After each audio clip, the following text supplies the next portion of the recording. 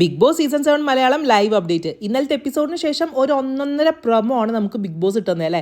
ആ ഒരു പ്രൊമോ കണ്ടുകഴിഞ്ഞാൽ സത്യം പറഞ്ഞാൽ നമ്മൾ വിചാരിക്കും ആദില നൂറ ബിഗ് ബോസ് വീട്ടിൽ നിന്നും പുറത്തായി.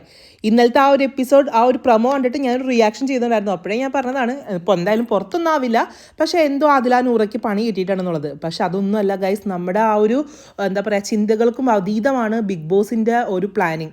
സത്യം പറഞ്ഞു കഴിഞ്ഞാൽ ആദില നൂറ നമ്മുടെ പണിപ്പുര ടാസ്കിലേക്ക് പോകുന്ന ഒരു ആക്ടിവിറ്റിയാണ്. അവസാനത്തെ 750 പോയിന്റ്സ് ഇവർക്ക് കളക്ട് ചെയ്യണം. അപ്പോൾ ഈ ഒരു 4 തൂണുകൾ വെച്ചിട്ടുണ്ട്. 4 തൂണുകളിലും ഓരോരോ കാർഡ്സ് വെച്ചിട്ടുണ്ട്.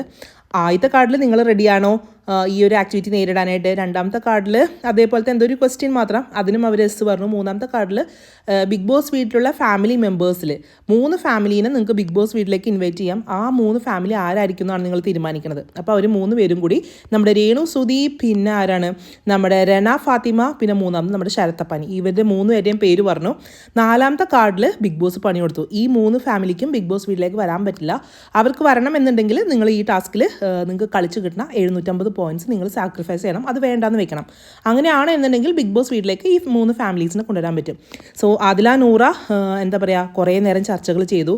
അതിനുശേഷം നമ്മുടെ ബിഗ് ബോസ് വീട്ടിൽ വന്ന് എല്ലാവരുമായിട്ട് ഡിസ്കസ് ചെയ്തിട്ട് നമുക്ക് 750 പോയിന്റ്സ് വേണ്ട, ഈ ഒരു 3 ഫാമിലിയിൽ എങ്ങനെയെങ്കിലും കൊണ്ടുവന്നാൽ മതി ബിഗ് ബോസ് എന്നുള്ള രീതിയിലെത്തി. സോ അത് കണ്ടിട്ടാണ് എല്ലാവരും വികാരഭരിതരായത്. അനുമോളൊക്കെ ടെൻഷൻ അടിക്കുകയായിരുന്നു, അനുമോളുടെ ഫാമിലീനെ പറയോ ഇല്ലേ എന്നൊക്കെയുള്ളത്. അതായിരുന്നു അനുമോൾ അത്രയും വിഷമിച്ചൊക്കെ നമ്മൾ ആ പ്രൊമോയിൽ കണ്ടത്. രേണു സുധിയൊക്കെ കിടന്ന് കരയാൻ കാരണം തന്നെയാണ് കേട്ടോ. സന്തോഷം കൊണ്ട് സഹിക്കാൻ വയ്യ, ആ ഒരു ആനന്ദ കണ്ണീരാണ് കണ്ടത്.